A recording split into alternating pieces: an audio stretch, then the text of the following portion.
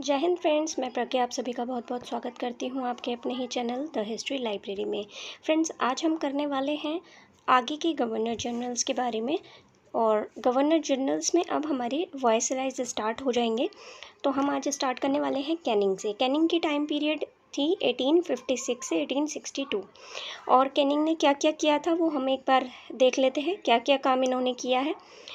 तो कैनिंग ने जो मेन वर्क किए हैं उसमें अगर हम बात करते हैं तो सबसे पहले उन्हीं के समय में विश्वविद्यालयों की मतलब एस्टेब्लिशमेंट ऑफ यूनिवर्सिटीज़, और वो 3 यूनिवर्सिटीज़ जो हुई थी वो मद्रास, कलकत्ता और सॉरी ये गलत हो गया है, मद्रास, कलकत्ता एंड बॉम्बे। ठीक है, तो मद्रास, कलकत्ता एंड बॉम्बे में हुई थी। इसके अलावा उन्हीं के समय में विडोज़ रिमैरिज एक्ट यानी विधवा पुनर्विवाह पारित हुआ था, जिसकी टाइम पीरियड थी 1856। ओके, अब इन्हीं के ही टाइम में हुई थी 1857 की क्रांति, 1857 का रिवॉल्ट।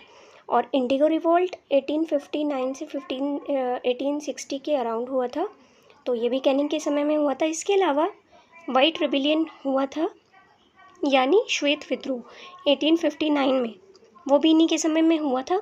तो अब यहाँ पे मैं आपको एक चीज़ और एक्स्ट्रा बताना चाहती हूँ। देखिए, श्वेत विद्रोह हमें 3 पढ़ने, एक हमने क्लाइव के टाइम में पढ़ा था, क्लाइव्स ड्वेल वाइट प्लाई। ठीक है, तो क्लाइव के टाइम पे हमने वाइट प्लाई मतलब वाइट म्यूटिनी पढ़ा था। ठीक है, और सेकंड हमारे कैनिंग के टाइम में आ रही है, और थर्ड आएगी रिपिन के टाइम में। ठीक है, तो लेकिन तीनों के जो वाइट म्यूटिनी थी या जो वाइट रिबिलियन था, उन तीनों के रीजंस अलग थे।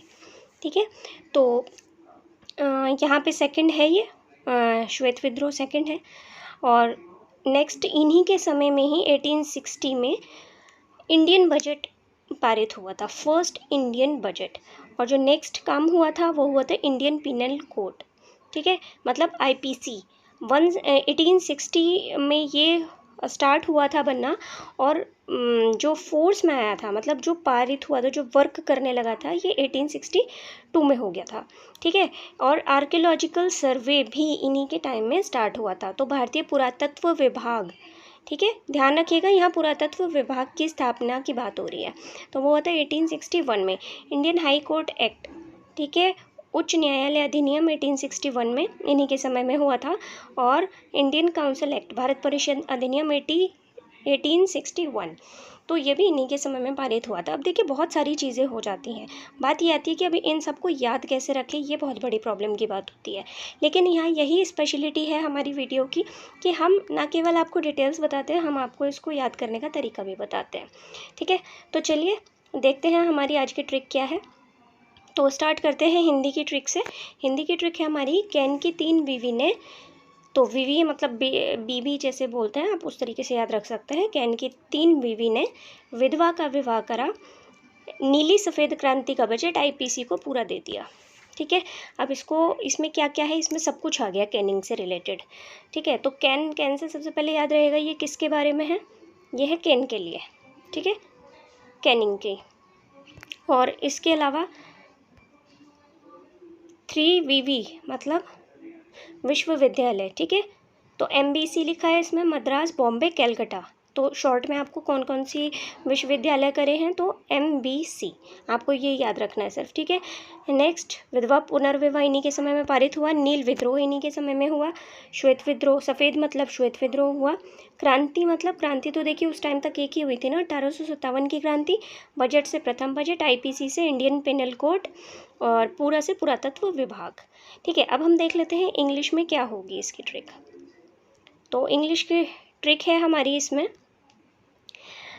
Can universities pass remarriage act on revolt of इंडिवाइट of HC who asked IPC budget. तो देखिए ये दोनों ही क्वेश्चन के फॉर्म में मैंने बनाए हैं। तो can universities pass remarriage act on revolt of इंडिवाइट ऑफ HC, और नेक्स्ट क्वेश्चन इसी में ही ऐड है, हु आस्क्ड आईपीसी बजट। ठीक है, या आप इसको इस तरीके से याद रख सकते हैं कि जिन्होंने आईपीसी का बजट आर्च किया था। ठीक है, तो ये ट्रिक है। देखिए, ट्रिक का कोई लॉजिक हम नहीं देखते कि ट्रिक का कोई सेंस बन रहा है, ट्रिक का कोई लॉजिक बन रहा है। ट्रिक होती है किसी भी चीज़ को याद करने के लिए। ठीक है, तो कैन से आपका कैनिंग ही हो जाता है। ठीक है, यूनिवर्सिटीज़ से एस्टेब्लिशमेंट ऑफ यूनिवर्सिटीज़, रीमैरिज से विडोज़ रीमैरिज एक्ट, रीमैरिज का मतलब ही हो गया ना विडोज़ रीमैरिज एक्ट, और रिवॉल्ट 1857 रिवॉल्ट, इंडी से इंडिको रिबिलियन, वाइट से वाइट रिबिलियन, और HC से इंडियन हाई कोर्ट एक्ट, और आर्च्ड से आर्चियोलॉजिकल सर्वे, IPC से इंडियन पिनल कोड, बजट से फर्स्ट इंडियन बजट। तो देखिए ये बहुत ही इजीली हमने इसको कर लिया है। और फ्रेंड्स इसी के साथ मैं आपको एक चीज़ और बता रही हूँ, आप हमारा टेलीग्राम चैनल अगर ज्वाइन करते हैं तो आप अगर PGT या UPSC या किसी भी हायर लेवल के एग्ज़ाम के लिए अगर तैयारी कर रहे हैं तो उस पर हमने नए क्वेश्चंस की सीरीज़ स्टार्ट करी है, जिसमें डेली हम कुछ क्वेश्चंस न्यू उसमें आपको प्रोवाइड करते हैं विद आंसर्स। ठीक है, तो आप फटाफट से उसको ज्वाइन कर लीजिए। हम चलते हैं नेक्स्ट पर। नेक्स्ट है मेयो। मेयो का टाइम पीरियड था 1869 से 1872, और इनके समय में दो काम ही मेनली हुए थे, दो काम।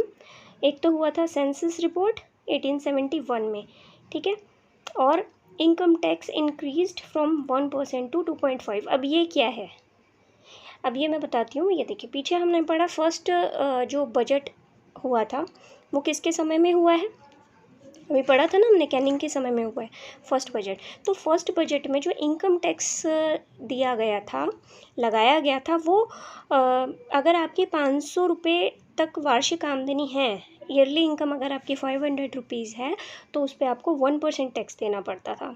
ठीक है, तो इसने क्या किया, इसने वो 1% से बढ़ाकर 2.5% कर दिया।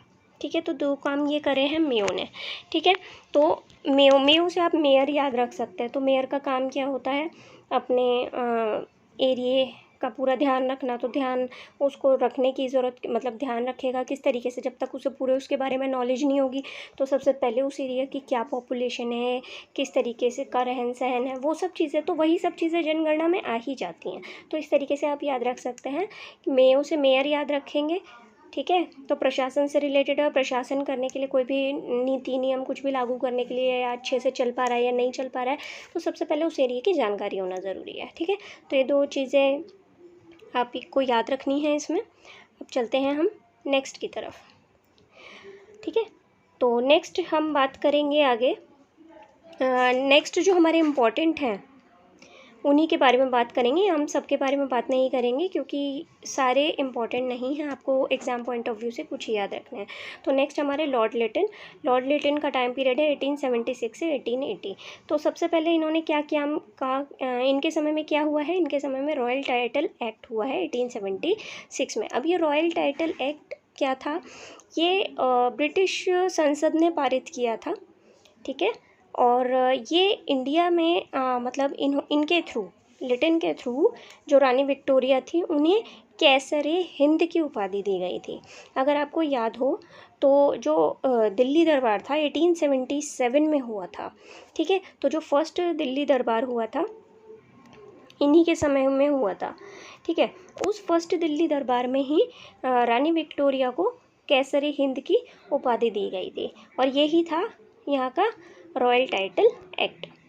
ठीक है, नेक्स्ट क्या था, इंडियन परफॉर्मेंस एक्ट 76 में। परफॉर्मेंस एक्ट क्या था, परफॉर्मेंस एक्ट इन्होंने किया था कि कोई भी जो जैसे रंगमंच पे, पहले उस समय में क्या था, कोई भी चीज़ आपको प्रचार करने तो वो नुक्कड़ नाटक वगैरह होते थे, कोई भी इस तरीके से कुछ भी मतलब परफॉर्म करते थे, कोई नाटक करते थे, प्लेज जो होते हैं, तो उस समय में देशभक्ति की भावनाएं जगा रहे थे ऐसे नाटक, ऐसे प्लेज जो होते। तो इन्होंने क्या किया, उसको रोकने के लिए, मतलब ऐसे नाटकों पर प्रतिबंध लगा दिया जो भी आपकी नेशनल फीलिंग्स को प्रोवोक करता है। ठीक है, नेक्स्ट क्या था, तो नेक्स्ट था यहाँ पर वर्नाकुलर प्रेस एक्ट। इन्हीं के समय में ही वर्नाकुलर प्रेस एक्ट पारित हुआ था 1878 में, और कौन से नियम के अंतर्गत हुआ था, वो हुआ था नियम 9 के अंतर्गत। ठीक है, हमें नियम भी याद रखने क्योंकि एग्जाम्स में ही आते हैं। नेक्स्ट इंडियन आर्म्स एक्ट भी इन्हीं के ही टाइम पीरियड में हुआ था 1876 में। स्ट्रेची कमीशन इन्हीं के समय में आया था, जो अकाल आयोग था। ठीक है, स्ट्रेची क्या था, अकाल आयोग था 1880, वो भी इन्हीं के टाइम में आया था, और इनके टाइम में हुआ था सेकंड एंग्लो अफगान वॉर। ठीक है, ये भी आपको याद रखना है। तो अब इतनी सारी चीज़ें कैसे याद रखेंगे, चलिए याद करते हैं इन्हें। तो याद करने की छोटी सी ट्रिक है इसकी। लिटन का टाइटल स्ट्रेच करो वरना शस्त्र दूसरे अफ़गान ले लेंगे। तो देखिए बहुत क्विकली बस एक लाइन से सब कुछ याद हो गया हमें लिटन का। और हमारी ट्रिक इसीलिए स्पेशल होती है क्योंकि हम इसमें सबसे पहले ट्रिक को याद करने की ट्रिक याद रखते हैं। तो लिटन अगर हमने पहला ही वर्ड लिटन याद रख लिया तो डेफिनेटली हमें याद रहेगा कि लिटन की ट्रिक है। वरना आप पूरी ट्रिक तो याद कर लेंगे लेकिन आपको एग्ज़ाम टाइम पे ये नहीं याद आएगा कि ये ट्रिक किस गवर्नर जनरल या वायसराय की है। ठीक है, तो यही आपको याद रखना है। तो लिटन का टाइटल स्ट्रेच करो वरना शस्त्र दूसरे अफगान ले लेंगे। तो लिटन से लिटन, टाइटल से रॉयल टाइटल एक्ट, स्ट्रेच से स्ट्रेची आयोग, वरना से वर्नाकुलर प्लेस एक्ट और शस्त्र से भारतीय शस्त्र अधिनियम, दूसरे अफगान से द्वितीय आंग्ल अफगान युद्ध। ठीक है, इंग्लिश में ये है tons of titles were stretched by warm arm into Afghan. अब ये देखिए इनटू से क्या लेना देना है यहाँ पर।